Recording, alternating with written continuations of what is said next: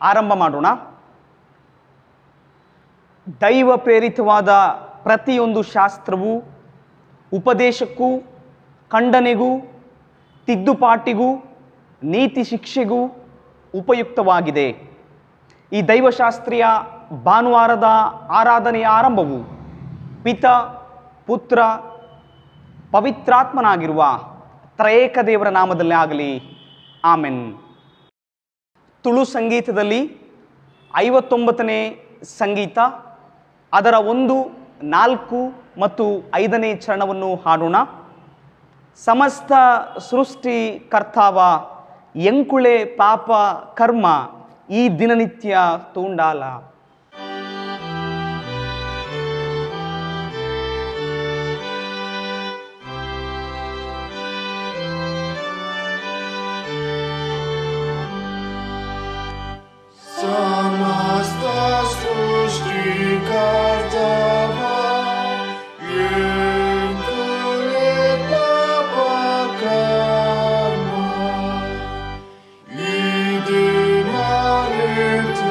Tunda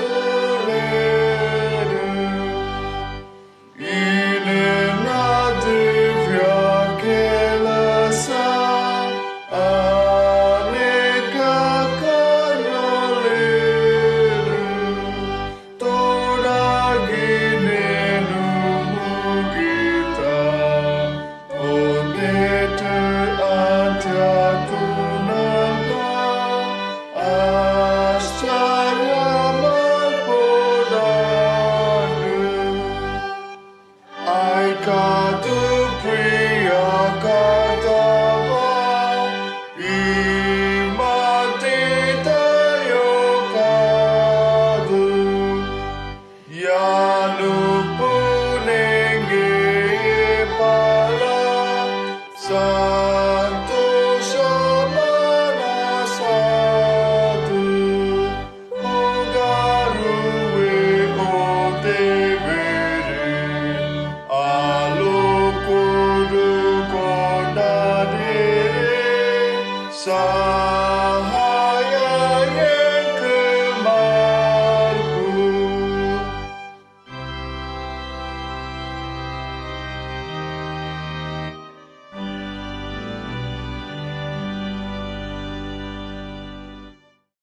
ದೇವರಿಗೆ ಸ್ತುತಿಯನ್ನು ಸಲ್ಲಿಸೋಣ.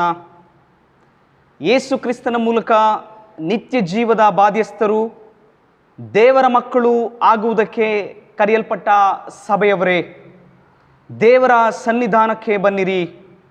ಆತನು ನಿಮ್ಮ ಮನೋನೇತ್ರಗಳನ್ನು ಬೆಳಗಿಸುವನು.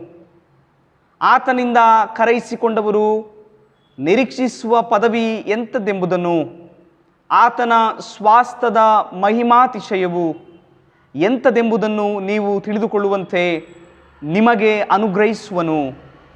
ನೀವು ನಿಮ್ಮ ಜೀವಮಾನವೆಲ್ಲ ನಿರ್ಭೀತರಾಗಿ ನೀತಿ ಪವಿತ್ರತೆಗಳಿಂದ ಆತನನ್ನು ಸೇವಿಸುವಂತೆ ತಂದೆ, ಮಗ, ಪವಿತ್ರಾತ್ಮನೆಂಬ ತ್ರಯೈಕ ದೇವರು ನಿಮಗೆ ಕೃಪೆ ಮಾಡಲಿ. ಆತನಿಂದ, ಆತನ ಮೂಲಕ, ಆತನಿಗಾಗಿ ಸಮಸ್ತವೂ ಉಂಟಾಯಿತಲ್ಲ. ಅದೇ ಸಮಯದಲ್ಲಿ ನಾವು ಪಾಪ ಮಾಡಿರುವವರು ದೇವರ ಸನ್ನಿಧಿಯಲ್ಲಿ ನಿಲ್ಲುವುದಕ್ಕೆ ಅಯೋಗ್ಯರು ಎಂಬುದನ್ನು ನೆನಪು ಮಾಡಿಕೊಂಡು ನಿಜವಾದ ಪಶ್ಚಾತ್ತಾಪದಿಂದ ನಮ್ಮ ಪಾಪಗಳನ್ನು ದೇವರ ಮುಂದೆ ಹೀಗೆ ಅರಿಕೆ ಮಾಡೋಣ. ದೇವರೇ, ನಮ್ಮ ಪರಲೋಕದ ತಂದೆಯೇ, ನಾನು ವಿವಿಧ ರೀತಿಯಿಂದ ನಿನಗೆ ವಿರೋಧವಾಗಿ ಅಪರಾಧ ಮಾಡಿದ್ದೇನೆಂದು ಅರಿಕೆ ಮಾಡುತ್ತೇನೆ. ಬಹಿರಂಗದ ಅತಿಕ್ರಮಣಗಳಿಂದ ಮಾತ್ರವಲ್ಲದೆ ಅಂತರಂಗದ ಇಚ್ಛೆ ಆಲೋಚನೆಗಳಿಂದಲೂ ಪಾಪ ಮಾಡಿದ್ದೇನೆ. ಈ ನನ್ನ ಅಪರಾಧಗಳ ದೆಸೆಯಿಂದ ಮನಪೂರ್ವಕವಾಗಿ ಪಶ್ಚಾತ್ತಾಪ ಪಡುತ್ತೇನೆ. ನಿಜವಾಗಿಯೂ ದುಃಖಗೊಂಡಿದ್ದೇನೆ. ಆದದ್ದರಿಂದ ನಿನ್ನ ದೊಡ್ಡ ಒಲುಮೆಗೆ ಅನುಸಾರವಾಗಿ ನನ್ನ ಮೇಲೆ ದಯೆ ಇಡಬೇಕೆಂದು ಭಿನ್ನವಿಸುತ್ತೇನೆ. ನಿನ್ನ ಪ್ರಿಯ ಕುಮಾರನು ನಮ್ಮ ಪ್ರಭುವೂ ಆಗಿರುವ ಯೇಸು ಕ್ರಿಸ್ತನ ನಿಮಿತ್ತವಾಗಿ ನನ್ನ ಪಾಪಗಳನ್ನು ಕ್ಷಮಿಸು. ನನ್ನ ಬಲಹೀನತೆಯಲ್ಲಿ ನಿನ್ನ ಸಹಾಯವನ್ನು ದಯದೋರು. ನಿನ್ನ ಪ್ರೀತಿಯ ಅನ್ಯೋನ್ಯತೆಗೆ ನನ್ನನ್ನು ಪುನಃ ಸೇರಿಸಿಕೋ. ನೀನು ಮೆಚ್ಚುವಂಥದ್ದನ್ನೇ ಮಾಡುವುದಕ್ಕೆ ನನ್ನನ್ನು ಬಲಪಡಿಸು. ಆಮೆನ್. ದೇವರ ಆದರಣೆಯ ವಾಕ್ಯವನ್ನು ಕೇಳಿರಿ. ಎಲೆ ಕಷ್ಟಪಡುವವರೇ, ಹೊರೆ ಹೊತ್ತವರೇ, ನೀವೆಲ್ಲರೂ ನನ್ನ ಬಳಿಗೆ ಬನ್ನಿರಿ, ನಾನು ನಿಮಗೆ ವಿಶ್ರಾಂತಿ ಕೊಡುವೆನು. ನಾನು ಸಾತ್ವಿಕನೂ ದೀನ ಮನಸ್ಸು ಉಳ್ಳವನೂ ಆಗಿರುವುದರಿಂದ ನನ್ನ ನೊಗವನ್ನು ನಿಮ್ಮ ಮೇಲೆ ತೆಗೆದುಕೊಂಡು ನನ್ನಲ್ಲಿ ಕಲಿತುಕೊಳ್ಳಿರಿ. ಆಗ ನಿಮ್ಮ ಆತ್ಮಗಳಿಗೆ ವಿಶ್ರಾಂತಿ ಸಿಕ್ಕುವುದು. ಯಾಕಂದರೆ ನನ್ನ ನೊಗವು ಮೃದುವಾದದ್ದು, ನನ್ನ ಹೊರೆಯು ಹಗುರವಾದದ್ದು. ಆಮೆನ್. ದೇವರಿಗೆ ಉಪಕಾರ ಸ್ತುತಿಯನ್ನು ಸಲ್ಲಿಸೋಣ. ಕೃಪೆಯುಳ್ಳ ದೇವರೇ, ಕನಿಕರವುಳ್ಳ ತಂದೆಯೇ, ನೀನು ನಮಗೆ ಜೀವವನ್ನು ಆರೋಗ್ಯವನ್ನು ನೀಡಿದ್ದಿ. ನಾವು ಬದುಕುಳಿದಿರುವುದು ನಿನ್ನ ಕರುಣೆಯಿಂದಲೇ. ನೀನು ನಮ್ಮನ್ನು ಪ್ರೀತಿಸಿ ನಮಗೆ ನೀನು ನೀಡಿದ ಎಲ್ಲ ಆಶೀರ್ವಾದಗಳಿಗಾಗಿಯೂ ಆರೋಗ್ಯಕ್ಕಾಗಿಯೂ ಹಾಗೂ ದೈನಂದಿನ ಅಗತ್ಯತೆಗಳನ್ನು ಸರಿಯಾದ ಸಮಯಕ್ಕೆ ಪೂರೈಸುತ್ತಿರುವುದಕ್ಕಾಗಿ ನಮ್ಮ ಜೀವನದಲ್ಲಿ ಆತಂಕವನ್ನು ಹುಟ್ಟಿಸಿರುವ ಕೋವಿಡ್-19 ವೈರಸ್ನಿಂದ ಜಯಿಸಲು ಭಯದ ಸ್ಥಿತಿಯಿಂದ ಅಭಯವನ್ನು, ನಿರೀಕ್ಷೆ ಇಲ್ಲದ ಸ್ಥಿತಿಯಿಂದ ನಿರೀಕ್ಷೆಯನ್ನು ನೀಡು. ಸೃಷ್ಟಿಯ ಆರಂಭದಿಂದಲೂ ಇಲ್ಲಿಯವರೆಗೆ ಲೋಕ ರಕ್ಷಣೆಗಾಗಿ ಕೈಕೊಂಡ ಮಹತ್ತರ ಕಾರ್ಯಗಳು, ನಿನ್ನ ಪ್ರಿಯ ಕುಮಾರನ ನೂತನ ರಾಜ್ಯ ಮತ್ತು ಅದಕ್ಕೆ ನಮ್ಮನ್ನು ಬಾಧ್ಯಸ್ಥರನ್ನಾಗಿಸಿದ ನಿನ್ನ ಶ್ರೇಷ್ಠವಾದ ಕಾರ್ಯಗಳಿಗಾಗಿ ಮತ್ತು ಯೇಸು ಕ್ರಿಸ್ತನ ಮೂಲಕ ನೀನು ನಮ್ಮಲ್ಲಿ ಹುಟ್ಟಿಸಿರುವ ನಿತ್ಯ ಜೀವದ ನಿರೀಕ್ಷೆಗಾಗಿ ನಿನಗೆ ಸ್ತೋತ್ರ. ಪ್ರಾರ್ಥನೆ ಮಾಡೋಣ. ಪ್ರೀತಿಯುಳ್ಳ ದೇವರೇ, ಎಲ್ಲ ಕಾಲಗಳಲ್ಲಿ ಎಲ್ಲ ವೇಳೆಗಳಲ್ಲಿ ನಮ್ಮ ರಕ್ಷಣೆಗೂ ಆದರಣೆಗೂ ಮೂಲನಾಗಿರುವ ಆತನೇ, ನಮ್ಮನ್ನು ಎಲ್ಲ ವಿಷಯಗಳಲ್ಲಿ ಸತ್ಯಕ್ಕೆ ಸೇರಿಸುವಂತೆ ನಿನ್ನ ಪವಿತ್ರಾತ್ಮನನ್ನು ಕಳುಹಿಸು. ನಮ್ಮನ್ನು ವಿಶ್ವಾಸದಲ್ಲಿ ನೆಲೆಗೊಳಿಸುವುದಕ್ಕಾಗಿ ಕೃಪೆಯ ಆತ್ಮವನ್ನು, ನಮ್ಮ ಹೃದಯದ ಮನಸ್ಸುಗಳನ್ನು ಕ್ರಿಸ್ತ ಯೇಸುವಿನಲ್ಲಿ ಕಾಪಾಡಿ ನಮ್ಮನ್ನು ನಿತ್ಯ ಜೀವದಲ್ಲಿ ಸೇರಿಸುವುದಕ್ಕಾಗಿ ಸಮಾಧಾನ ನಿರೀಕ್ಷೆಗಳ ಆತ್ಮವನ್ನು ಕಳುಹಿಸಬೇಕೆಂದು ಬೇಡಿಕೊಳ್ಳುತ್ತೇವೆ. ಆಮೆನ್. 111ನೆಯ ಕೀರ್ತನೆಯನ್ನು ಉತ್ತರ ಪ್ರತ್ಯುತ್ತರವಾಗಿ ಓದೋಣ. ಯಾಹುವಿಗೆ ಸ್ತೋತ್ರ. ನಾನು ಯೆಹೋವನನ್ನು ಕೊಂಡಾಡುವೆನು. ಯಥಾರ್ಥರ ಕೂಟದಲ್ಲಿಯೂ ನೆರೆದ ಸಭೆಯಲ್ಲಿಯೂ ಮನಪೂರ್ವಕವಾಗಿ ಕೀರ್ತಿಸುವೆನು. ಯೆಹೋವನ ಕೃತ್ಯಗಳು ಮಹತ್ತಾದವುಗಳು, ಅವುಗಳಲ್ಲಿ ಸಂತೋಷಿಸುವವರು ಅವುಗಳನ್ನೇ ಧ್ಯಾನಿಸುವರು. ಆತನ ಕಾರ್ಯವು ಘನಮಾನಗಳುಳ್ಳದ್ದು, ಆತನ ನೀತಿಯು ಸದಾಕಾಲವೂ ಇರುವುದು. ಆತನು ತನ್ನ ಅದ್ಭುತ ಕೃತ್ಯಗಳ ಜ್ಞಾಪಕವನ್ನು ಉಳಿಯ ಮಾಡಿದ್ದಾನೆ. ಯೆಹೋವನು ದಯೆಯೂ ಕನಿಕರವೂ ಉಳ್ಳವನು. ತನ್ನಲ್ಲಿ ಭಯಭಕ್ತಿಯುಳ್ಳವರಿಗೆ ಆಹಾರವನ್ನು ಕೊಟ್ಟಿದ್ದಾನೆ. ತನ್ನ ಒಡಂಬಡಿಕೆಯನ್ನು ಯಾವಾಗಲೂ ನೆನಪಿನಲ್ಲಿಡುವನು. ಆತನು ಅನ್ಯ ಜನಗಳ ಸ್ವಾಸ್ಥ್ಯವನ್ನು ತನ್ನ ಪ್ರಜೆಗೆ ಕೊಡುವುದರ ಮೂಲಕ ಸ್ವಪ್ರತಾಪವನ್ನು ತೋರ್ಪಡಿಸಿದ್ದಾನೆ. ಆತನ ಕೈ ಕೆಲಸಗಳು ನೀತಿ ಸತ್ಯತೆಗಳನ್ನು ಪ್ರಕಟಿಸುತ್ತವೆ. ಆತನ ನಿಯಮಗಳೆಲ್ಲ ಸ್ಥಿರವಾಗಿವೆ. ಅವು ದೃಢವಾದ ಆಧಾರವುಳ್ಳವು, ಯುಗ ಯುಗಾಂತರಕ್ಕೂ ಇರುವವು. ಸತ್ಯ ನೀತಿಗಳಿಗನುಸಾರವಾಗಿ ವಿಧಿಸಲ್ಪಟ್ಟಿವೆ. ಯೆಹೋವನು ತನ್ನ ಜನರಿಗೆ ವಿಮೋಚನೆಯನ್ನುಂಟು ಮಾಡಿದ್ದಾನೆ. ತನ್ನ ಒಡಂಬಡಿಕೆಯನ್ನು ನಿತ್ಯಕ್ಕೂ ಸ್ಥಾಪಿಸಿದ್ದಾನೆ.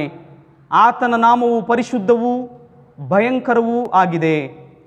ಕಡೆಯ ವಚನವನ್ನು ಎಲ್ಲರೂ ಒಟ್ಟಾಗಿ ಓದೋಣ. ಯೆಹೋವನ ಭಯವೇ ಜ್ಞಾನಕ್ಕೆ ಮೂಲವು, ಆತನ ಕಟ್ಟಳೆಗಳನ್ನು ನಡೆಸುವವರು ಪೂರ್ಣ ವಿವೇಕಿಗಳು. ಆತನ ಸ್ತುತಿಯು ನಿರಂತರವಾದದ್ದು. ಆಮೆನ್. ದೈವಶಾಸ್ತ್ರೀಯ ಭಾನುವಾರದ ಆರಾಧನೆಗೆ ನೇಮಕವಾಗಿರುವ ಮೊದಲನೆಯ ವೇದ ಪಾರಾಯಣ ಪಾಠವು ಹಳೆ ಒಡಂಬಡಿಕೆಯಲ್ಲಿ ವಿಮೋಚನಾ ಕಾಂಡ 3ನೇ ಸಂಧಿ 1ನೇ ವಚನದಿಂದ 12ನೇ ವಚನದವರೆಗೆ. Exodus 3rd chapter verses from 1 to 12. ವಿಮೋಚನಾ ಕಾಂಡ 3ನೇ ಸಂಧಿ 1ನೇ ವಚನದಿಂದ 12ನೇ ವಚನದವರೆಗಿರುವ ದೇವರ ವಾಕ್ಯವನ್ನು ಓದಿ ಕೇಳೋಣ. ಮೋಸೆ ತನ್ನ ಮಾವನಾಗಿರುವ ಮಿದ್ಯಾನ್ಯರ ಆಚಾರ್ಯನಾದ ಇತ್ರೋನನ ಮಂದೆಯನ್ನು ಮೇಯಿಸುತ್ತಿರುವಾಗ ಆ ಮಂದೆಯನ್ನು ಕಾಡಿನ ಹಿಂಭಾಗಕ್ಕೆ ನಡೆಸಿಕೊಂಡು ಹೋರೇಬ್ ಎಂಬ ದೇವರ ಬೆಟ್ಟಕ್ಕೆ ಬಂದನು. ಅಲ್ಲಿ ಮುಳ್ಳಿನ ಪೊದೆಯೊಳಗೆ ಉರಿಯುವ ಬೆಂಕಿಯಲ್ಲಿ ಯೆಹೋವನ ದೂತನು ಅವನಿಗೆ ಕಾಣಿಸಿಕೊಂಡನು. ಹೇಗೆಂದರೆ ಅವನು ಒಂದು ಮುಳ್ಳಿನ ಪೊದೆಯನ್ನು ಕಂಡನು. ಆ ಪೊದೆಯು ಬೆಂಕಿಯಿಂದ ಉರಿಯುತ್ತಿದ್ದರೂ ಅದು ಸುಟ್ಟು ಹೋಗದೇ ಇತ್ತು. ಆಗ ಮೋಸೆ, ನಾನು ದಾರಿ ಬಿಟ್ಟು ಈ ಐಶ್ವರ್ಯವನ್ನು ನೋಡಿ ಪೊದೆಯು ಸುಟ್ಟು ಹೋಗದೆ ಇರುವುದಕ್ಕೆ ಕಾರಣವನ್ನು ತಿಳುಕೊಳ್ಳುವೆನು ಅಂದುಕೊಂಡನು. ನೋಡುವುದಕ್ಕೆ ಅವನು ದಾರಿ ಬಿಟ್ಟದ್ದನ್ನು ಯೆಹೋವನು ಕಂಡನು. ದೇವರು ಆ ಪೊದೆಯೊಳಗಿಂದ ಮೋಸೆಯೇ ಮೋಸೆಯೇ ಎಂದು ಕರೆದನು. ಅದಕ್ಕವನು, ಇಗೋ ಇದ್ದೇನೆ ಅಂದನು. ದೇವರು ಅವನಿಗೆ, ನೀನು ಹತ್ತಿರ ಬರಬೇಡ, ನಿನ್ನ ಕಾಲಿನ ಕೆರಗಳನ್ನು ತೆಗೆದುಹಾಕು, ನೀನು ನಿಂತಿರುವ ಸ್ಥಳವು ಪರಿಶುದ್ಧ ಭೂಮಿ ಎಂದು ಹೇಳಿದನು. ಅದಲ್ಲದೆ ಆತನು, ನಾನು ನಿನ್ನ ತಂದೆಯು ದೇವರು, ಅಬ್ರಹಾಮನ ದೇವರು, ಈಸಾಕನ ದೇವರು, ಯಾಕೋಬನ ದೇವರು ಅಂದಾಗ ಮೋಸೆ ದೇವರನ್ನು ನೋಡುವುದಕ್ಕೆ ಭಯಪಟ್ಟು ಮುಖವನ್ನು ಮುಚ್ಚಿಕೊಂಡನು. ಆಗ ಯೆಹೋವನು ಐಗುಪ್ತ ದೇಶದಲ್ಲಿರುವ ನನ್ನ ಜನರ ದುರವಸ್ಥೆಯನ್ನು ನೋಡಿದ್ದೇನೆ. ಬಿಟ್ಟಿ ಮಾಡಿಸುವವರ ವಿಷಯದಲ್ಲಿ ಅವರು ಇಟ್ಟ ಮೊರೆಯು ನನಗೆ ಕೇಳಿಸಿತು. ಅವರ ದುಃಖವನ್ನೆಲ್ಲ ನಾನು ಬಲ್ಲೆನು. ಆದ ಕಾರಣ ಅವರನ್ನು ಐಗುಪ್ತ್ಯರ ಕೈಯೊಳಗಿಂದ ತಪ್ಪಿಸುವುದಕ್ಕೂ ಆ ದೇಶದಿಂದ ಬಿಡಿಸಿ ಹಾಲು ಜೇನು ಹರಿಯುವ ವಿಸ್ತಾರವಾದ ಒಳ್ಳೆಯ ದೇಶಕ್ಕೆ, ಅಂದರೆ ಕಾನಾನ್ಯರು, ಹಿತ್ತಿಯರು, ಅಮೋರಿಯರು, ಪೆರಿಜಿಯರು, ಹಿವ್ವಿಯರು, ಯಬೂಸಿಯರು ವಾಸವಾಗಿರುವ ದೇಶಕ್ಕೆ ನಡೆಸಿಕೊಂಡು ಹೋಗುವುದಕ್ಕೆ ಇಳಿದು ಬಂದಿದ್ದೇನೆ. ಈಗ ಕೇಳು, ಇಸ್ರಾಯೇಲ್ಯರ ಕೂಗು ನನಗೆ ಮುಟ್ಟಿತು. ಐಗುಪ್ತರು ಅವರಿಗೆ ಕೊಡುವ ಉಪದ್ರವವನ್ನು ನಾನು ನೋಡಿದ್ದೇನೆ. ಆದದರಿಂದ ನನ್ನ ಜನರಾಗಿರುವ ಇಸ್ರಾಯೇಲ್ಯರನ್ನು ಐಗುಪ್ತ ದೇಶದಿಂದ ಹೊರಗೆ ಬರಮಾಡುವುದಕ್ಕೆ ನಿನ್ನನ್ನು ಫರೋಹನನ ಬಳಿಗೆ ಕಳುಹಿಸುತ್ತೇನೆ ಬಾ ಅಂದನು. ಮೋಶೆ ದೇವರಿಗೆ ಫರೋಹನ ಸನ್ನಿಧಾನಕ್ಕೆ ಹೋಗುವುದಕ್ಕೂ ಇಸ್ರಾಯೇಲ್ಯರನ್ನು ಐಗುಪ್ತ ದೇಶದಿಂದ ಕರೆದುಕೊಂಡು ಬರುವುದಕ್ಕೂ ನಾನು ಎಷ್ಟರವನು ಎಂದು ಹೇಳಿದನು. ಅದಕ್ಕೆ ದೇವರು, ನಾನೇ ನಿನ್ನ ಸಂಗಡ ಇರುವೆನು, ಮತ್ತು ನೀನು ನನ್ನ ಜನರನ್ನು ಐಗುಪ್ತ ದೇಶದಿಂದ ಹೊರಗೆ ತಂದಾಗ ನೀವು ಈ ಬೆಟ್ಟದಲ್ಲೇ ದೇವರನ್ನು ಆರಾಧಿಸುವಿರಿ. ನಿನ್ನನ್ನು ಕಳುಹಿಸಿದವನು ನಾನೇ ಎಂಬುದಕ್ಕೆ ಇದೇ ನಿನಗೆ ಗುರುತಾಗಿರುವುದು ಅಂದನು. ಹೊಸ ಒಡಂಬಡಿಕೆಯಲ್ಲಿ ನೇಮಕವಾಗಿರುವ ವೇದಪಾರಾಯಣ ಪಾಠವು ಪೌಲನು ತಿಮೋಥೆಯರಿಗೆ ಬರೆದ 2ನೇ ಪತ್ರಿಕೆ 2ನೇ ಸಂಧಿ 1ನೇ ವಚನದಿಂದ 13ನೇ ವಚನದವರೆಗೆ. The second epistle of Saint Paul to the Timothy, 2nd chapter, verses from 1 to 12. 2ನೇ ತಿಮೋತಿಗೆ ಬರೆದ ಪತ್ರಿಕೆ 2ನೇ ಸಂಧಿ 1ನೇ ವಚನದಿಂದ 13ನೇ ವಚನದವರೆಗೆ ಇರುವ ದೇವರ ವಾಕ್ಯವನ್ನು ಓದಿ ಕೇಳೋಣ. ನನ್ನ ಮಗನೇ, ನೀನು ಕ್ರಿಸ್ತ ಯೇಸುವಿನಲ್ಲಿರುವ ಕೃಪೆಯಿಂದ ಬಲ ಹೊಂದಿದವನಾಗು. ನೀನು ನನ್ನಿಂದ ಅನೇಕ ಸಾಕ್ಷಿಗಳ ಮುಂದೆ ಕೇಳಿದ ಉಪದೇಶವನ್ನು ಇತರರಿಗೆ ಬೋಧಿಸ ಶಕ್ತರಾದ ನಂಬಿಗಸ್ತ ಮನುಷ್ಯರಿಗೆ ಒಪ್ಪಿಸಿಕೊಡು. ಕ್ರಿಸ್ತ ಯೇಸುವಿನ ಒಳ್ಳೆಯ ಸೈನಿಕನಂತೆ ನನ್ನೊಂದಿಗೆ ಶ್ರಮೆಯನ್ನು ಅನುಭವಿಸು. ಯುದ್ಧಕ್ಕೆ ಹೋಗುವ ಸೈನಿಕನು ಲೋಕ ವ್ಯವಹಾರದಲ್ಲಿ ಸಿಕ್ಕಿಕೊಳ್ಳದೆ ತನ್ನನ್ನು ಸೈನ್ಯದಲ್ಲಿ ಸೇರಿಸಿಕೊಂಡವನನ್ನು ಮೆಚ್ಚಿಸುವುದಕ್ಕೆ ಪ್ರಯಾಸ ಪಡುತ್ತಿರುವವನಲ್ಲವೇ? ಇದಲ್ಲದೆ ಯಾವನಾದರೂ ರಂಗಸ್ಥಳದಲ್ಲಿ ಎದುರಾಳಿಯೊಡನೆ ಹೋರಾಡುವಾಗ ನಿಯಮದ ಪ್ರಕಾರ ಹೋರಾಡದಿದ್ದರೆ ಅವನಿಗೆ ಜಯಮಾಲೆಯು ದೊರಕುವುದಿಲ್ಲ. ವ್ಯವಸಾಯದ ಹುಟ್ಟುವಳಿಯಲ್ಲಿ ಮೊದಲನೆಯ ಪಾಲು ಕಷ್ಟ ಮಾಡಿದವನಿಗೆ ದೊರೆಯುತ್ತದೆ. ನಾನು ಹೇಳುವುದನ್ನು ಯೋಚಿಸು. ಕರ್ತನು ಎಲ್ಲದರಲ್ಲೂ ನಿನಗೆ ವಿವೇಕವನ್ನು ದಯಪಾಲಿಸುವನು. ಸತ್ತವರೊಳಗಿಂದ ಎಬ್ಬಿಸಲ್ಪಟ್ಟವನು, ದಾವೀದನ ವಂಶದವನು ಆಗಿರುವ ಯೇಸು ಕ್ರಿಸ್ತನನ್ನು ಜ್ಞಾಪಕ ಮಾಡಿಕೊ. ಇದೇ ನಾನು ಸಾರುವ ಸುವಾರ್ತೆ. ಇದರಲ್ಲಿ ನಾನು ಕಷ್ಟವನ್ನು ಅನುಭವಿಸಿ ದುಷ್ಕರ್ಮಿಯಂತೆ ಸಂಕೋಲೆಯಿಂದ ಕಟ್ಟಲ್ಪಟ್ಟವನಾಗಿದ್ದೇನೆ. ಆದರೆ ದೇವರ ವಾಕ್ಯಕ್ಕೆ ಬಂಧನವಿಲ್ಲ. ಆದ ಕಾರಣ ದೇವರಾರಿಸಿಕೊಂಡವರು ನನ್ನ ಕೂಡ ಕ್ರಿಸ್ತ ಯೇಸುವಿನಲ್ಲಿರುವ ರಕ್ಷಣೆಯನ್ನು ನಿತ್ಯ ಪ್ರಭಾವದ ಸಹಿತವಾಗಿ ಹೊಂದಬೇಕೆಂದು ನಾನು ಅವರಿಗೋಸ್ಕರ ಎಲ್ಲವನ್ನು ತಾಳಿಕೊಳ್ಳುತ್ತೇನೆ. ಈ ಮಾತು ನಂಬತಕ್ಕದ್ದಾಗಿದೆ. ಏನೆಂದರೆ, ನಾವು ಆತನೊಡನೆ ಸತ್ತಿದ್ದರೆ ಆತನೊಡನೆ ಜೀವಿಸುವೆವು, ಸಹಿಸಿಕೊಳ್ಳುವವರಾಗಿದ್ದರೆ ಆತನೊಡನೆ ಆಳುವೆವು. ನಾವು ಯೇಸುವಿನವರಲ್ಲವೆಂದು ಹೇಳಿದರೆ ಆತನು ನಮ್ಮನ್ನು ತನ್ನವರಲ್ಲವೆಂದು ಹೇಳುವನು. ನಾವು ಅಪನಂಬಿಗಸ್ತರಾಗಿದ್ದರೂ ಆತನು ನಂಬಿಗಸ್ತನಾಗಿಯೇ ಇರುವನು. ತನ್ನ ಸ್ವಭಾವಕ್ಕೆ ವಿರುದ್ಧವಾಗಿ ಏನೂ ಮಾಡಲಾರನು. ಇಲ್ಲಿಗೆ ಈ ಹೊತ್ತಿಗೆ ನೇಮಕವಾಗಿರುವ ಹಳೆ ಮತ್ತು ಹೊಸ ಒಡಂಬಡಿಕೆಯ ವೇದಪಾರಾಯಣ ಪಾಠವು ಮುಕ್ತಾಯವಾಯಿತು. ದೇವರು ಈ ವಾಕ್ಯವನ್ನು ಆಶೀರ್ವದಿಸಿಕೊಡಲಿ. ಆಮೀನ್. ನಾವೆಲ್ಲರೂ ಒಟ್ಟಾಗಿ ಅಪೋಸ್ತೋಲಿಕ ವಿಶ್ವಾಸ ಪ್ರಮಾಣವನ್ನು ಅರಿಕೆ ಮಾಡೋಣ. ಪರಲೋಕ ಭೂಲೋಕಗಳನ್ನು ಸೃಷ್ಟಿಸಿದ ಸರ್ವಶಕ್ತನಾಗಿರುವ ತಂದೆಯಾದ ದೇವರನ್ನು ನಂಬುತ್ತೇನೆ. ಆತನ ಏಕಕುಮಾರನಾದ ನಮ್ಮ ಪ್ರಭುವಾದ ಯೇಸು ಕ್ರಿಸ್ತನನ್ನು ನಂಬುತ್ತೇನೆ. ಈತನು ಪರಿಶುದ್ಧಾತ್ಮನಿಂದ ಕನ್ಯಾ ಮರಿಯಳ ಗರ್ಭದಲ್ಲಿ ಧರಿಸಲ್ಪಟ್ಟು ಆಕೆಯಲ್ಲಿ ಹುಟ್ಟಿ ಪೊಂತಿ ಪಿಲಾತನ ಆಧಿಪತ್ಯದಲ್ಲಿ ಶ್ರಮೆ ಹೊಂದಿ ಶಿಲುಬೆಗೆ ಜಡಿಯಲ್ಪಟ್ಟು ಸತ್ತು ಹೂಣಲ್ಪಟ್ಟು ಪಾತಾಳಕ್ಕೆ ಇಳಿದು ಹೋಗಿ ಮೂರನೆಯ ದಿನದಲ್ಲಿ ಸತ್ತವರೊಳಗಿಂದ ಎದ್ದು ಬಂದನು. ಪರಲೋಕಕ್ಕೆ ಏರಿ ಹೋಗಿ ಅಲ್ಲಿ ಸರ್ವಶಕ್ತನಾಗಿರುವ ತಂದೆಯಾದ ದೇವರ ಬಲಪಾರ್ಶ್ವದಲ್ಲಿ ಕುಳಿತುಕೊಂಡಿರುತ್ತಾನೆ. ಅಲ್ಲಿಂದ ತಿರುಗಿ ಬಂದು ಬದುಕಿರುವವರಿಗೂ ಸತ್ತವರಿಗೂ ನ್ಯಾಯ ತೀರಿಸುವನು ಎಂಬುದನ್ನು ನಂಬುತ್ತೇನೆ. ಪರಿಶುದ್ಧಾತ್ಮನನ್ನು ನಂಬುತ್ತೇನೆ. ಒಂದೇ ಪರಿಶುದ್ಧ ಕ್ರೈಸ್ತ ಸಭೆಯು, ಭಕ್ತರ ಅನ್ಯೋನ್ಯತೆಯು, ಪಾಪದ ಪರಿಹಾರವು, ದೇಹದ ಪುನರುತ್ಥಾನವು, ನಿತ್ಯ ಜೀವವೂ ಉಂಟು ಎಂದು ನಂಬುತ್ತೇನೆ. ಆಮೆನ್. ಸಭಾ ಪ್ರಕಟಣೆಗಳು. UBM ಚರ್ಚ್ ಕೌನ್ಸಿಲ್ ನಿಮ್ಮ ಮುಂದೆ UBM ಫೆಸ್ಟ್ 2021 ಎಂಬ ಬೈಬಲ್ ರಸಪ್ರಶ್ನೆ, ಚಿತ್ರಾತ್ಮಕ ಪದಬಂಧಗಳು, ಸುವಾರ್ತೆಯ ಹಾಡುಗಳನ್ನು ಗುರುತಿಸುವುದು, ಕ್ರಾಸ್ವರ್ಡ್ಗಳು, ವರ್ಚುವಲ್ ಟೆಲಿಗೇಮ್ಸ್, ಸಾಮಾನ್ಯ ಜ್ಞಾನ ರಸಪ್ರಶ್ನೆ, ಇನ್ನೂ ಅನೇಕ ಉತ್ಸಾಹಕರ ಸ್ಪರ್ಧೆಗಳ ಮೂಲಕ ನಿಮ್ಮ ಪ್ರತಿಭೆಯನ್ನು ಪ್ರದರ್ಶಿಸಲು, ನಿಮ್ಮ ಕೌಶಲ್ಯಗಳನ್ನು ಅಭಿವೃದ್ಧಿಗೊಳಿಸಲು, ನಿಮ್ಮ ತಲಾಂತುಗಳನ್ನು ಮತ್ತು ಸಾಮರ್ಥ್ಯವನ್ನು ಹೊರತರಲು ಒಂದು ವೇದಿಕೆಯನ್ನು ಒದಗಿಸುತ್ತಿದೆ.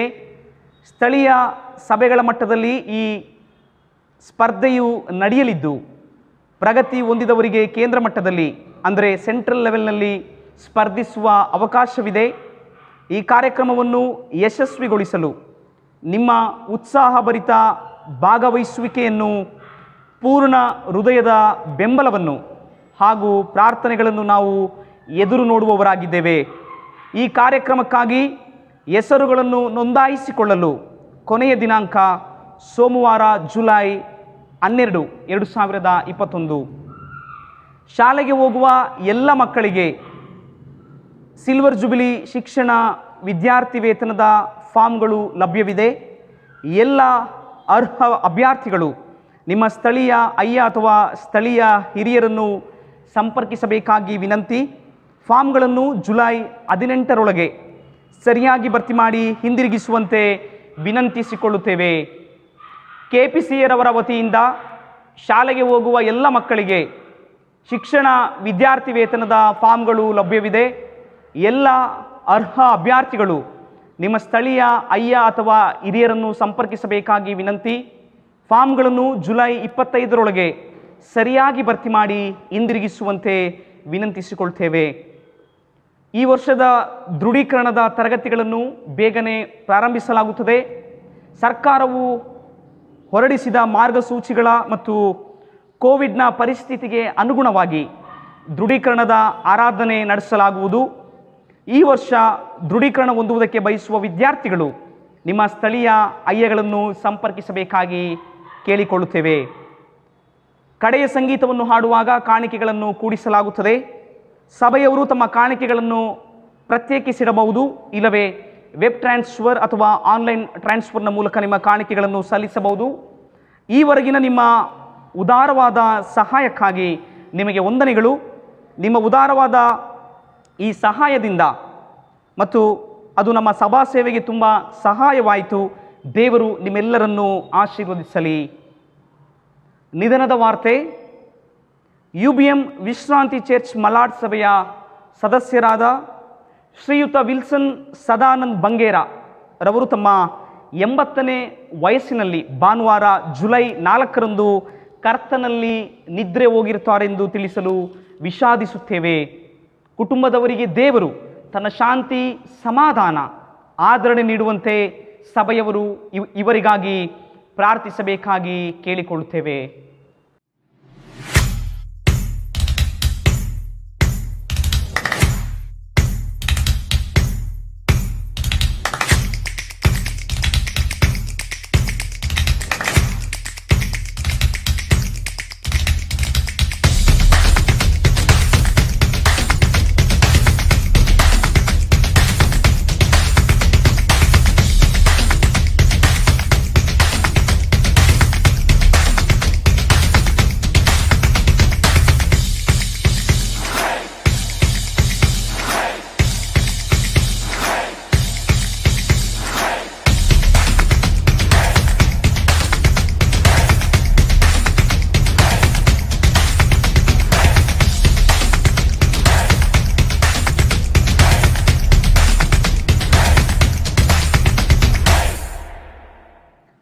ಈಗಾಗಲೇ ಪ್ರಕಟಿಸಿದಂತೆ UBMC ಫೆಸ್ಟ್ನ ಕಾರ್ಯಕ್ರಮವು ಶೀಘ್ರವಾಗಿ ಸಮೀಪಿಸುತ್ತಿದೆ ಮತ್ತು 240ಕ್ಕೂ ಹೆಚ್ಚು ನೋಂದಣಿಗಳನ್ನು ಸ್ವೀಕರಿಸಲಾಗಿದೆ ಎಂದು ತಿಳಿಸುವಲ್ಲಿ ಸಂತೋಷ ಪಡುತ್ತೇವೆ.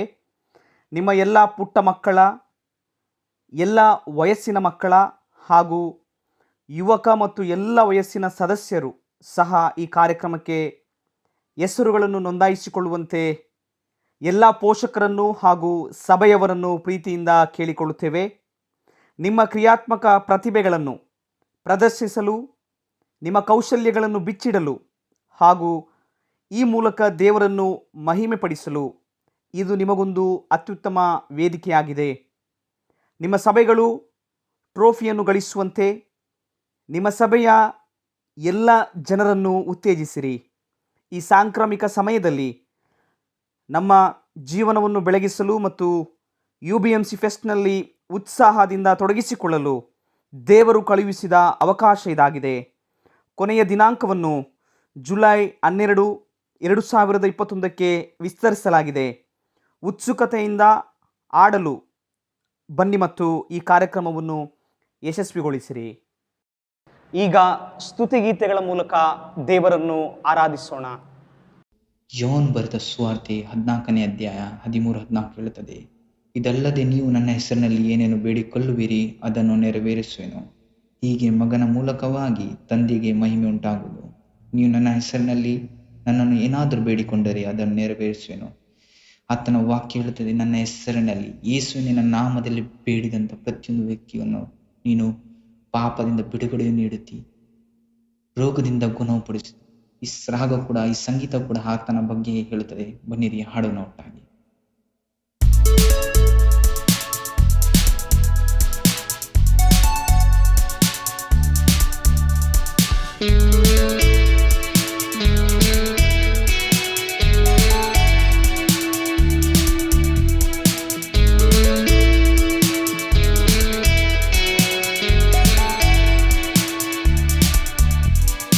ಯೇಸುವೇ ನಿನ್ನ ನಾಮದಲ್ಲಿ ನನಗೆ ಬೇಕು ಜಯ ಜಯ. ಯೇಸುವೇ ನಿನ್ನ ನಾಮದಲ್ಲಿ ನನಗೆ ಬಿಡುಗಡೆ.